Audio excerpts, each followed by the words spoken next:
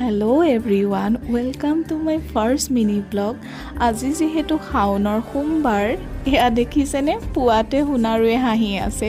আমি আকৌ গোটেইখিনি ওলাই আহিছোঁ ঘৰৰ কাষতে থকা নিঘেৰটিং শিৱ মন্দিৰলৈ বুলি, যি ভাগি 1765 চনত ৰাজেশ্বৰ সিংহই নিৰ্মাণ কৰিছিল। এই শাওনৰ সোমবাৰতে অসমৰ বিভিন্ন ঠাইৰ পৰা ভক্তগণ আহি সমাগত হয়। আমি গৈ পোৱালৈ পিছে ভক্তগণ উভতিবৰে হ'ল। বাৰু কোনো কথা নাই, আমিও গৈ থাকোঁ দিয়কচোন। ৰাস্তা ঘাটৰ অৱস্থা দেখিছেনে? বাৰিষা কালত এনেকুৱা হয়েই। পিছে আমি এতিয়া গৈ পাইছোঁগৈ এয়া মন্দিৰ ভাগ। যিহেতু আমি বাইকেৰে গৈছোঁ, সেয়েহে আমি এইটো ৰাস্তাৰে আহিলোঁ। আমি চাকি ধূপ কিনি মন্দিৰৰ ভিতৰ ভাগলৈ সোমাই গৈ আছোঁ। আমি যেতিয়া সৰু আছিলোঁ তেতিয়া দেখিছিলোঁ হাতত ঘটি লৈ